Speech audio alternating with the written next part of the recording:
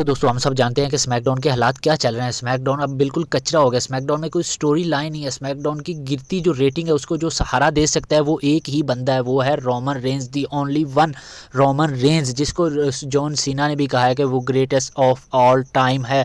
और वो कौन है? वो है रोमन रेंज। तो रोमन रेंज गिरती हुई रेटिंग को ऊपर ले जाने में मदद कर सकता है। हमने जिस तरह माजी में देखा है कि रोमन रेंज के आने से जैसे ही WWE रोमन रेंज को एडवर्टाइज करती है किसी शो के लिए या किसी PLE के लिए, तो उसकी जो टिकट की सेलिंग होती है वो सोल्ड आउट हो जाती है। वो ऐसे धड़ाधड़ सेल होती है, चाहे वो महंगी हो या सस्ती हो, लोग खरीदते हैं, फैंस देखना चाहते हैं। फैन रोमन रेंज को चैंपियन भी देखना चाहते हैं, लेकिन WWE पता नहीं क्यों नहीं रोमन रेंज को चैंपियन बनाना चाहती।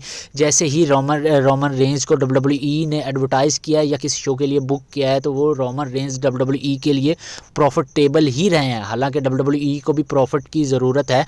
तो मुझे ये नहीं समझ आ रही कि WWE रोमन रेंज को इस तरह से इग्नोर क्यों कर रही है, उसको यूटिलाइज़ क्यों नहीं कर रही। हालांकि ये WWE के लिए ही बेहतर है। और वो जिस तरह से स्मैकडाउन की जो गिरती रेटिंग है उसको जो सहारा दे सकता है, जो ऊपर ले जा सकता है, जो उसको ऊपर ले जाने में मदद कर सकता है, वो एक ही बंदा है और वो है WWE का एक ऐसा सुपरस्टार जो कि रोमन रेंज है, जो कि गिरती रेटिंग को ऊपर ले जाने में मदद कर सकता है। और उसने ऑलरेडी किया भी है, जैसे कि हमने माजी में देखा है। अगर मैंने की बात हो तो वो भी उसने सोल्ड करवाई है। जैसे उसको किसी शो के लिए एडवर्टाइज़ किया तो वो ऑलरेडी उस शो की जो टिकट्स हैं वो सोल्ड आउट हो जाती हैं उसके आने से। लेकिन ये वाली जो चीज़ें हैं वो उन लोगों को हज़म नहीं होती। मुझे नहीं ये समझ आती कि उनको क्यों नहीं हज़म होती। वो लोग उसको सिलेक्टेड कहते हैं या उसको ओवर पुश कहते हैं, लेकिन रोमन रेंज ने अपने आप को एक्नॉलेज करवाया है और हम भी उसको एक्नॉलेज करते हैं। जिस तरह से उसने अपने आप को ग्रूम किया और अपने आप को स्टैब्लिश किया, वो हम सब के सामने जिस तरह से उसने हमको इंटरटेन किया। और WWE का वो एक ऐसा सुपरस्टार है जिसने अपने आप को एक्नॉलेज करवाया है इस दौर में,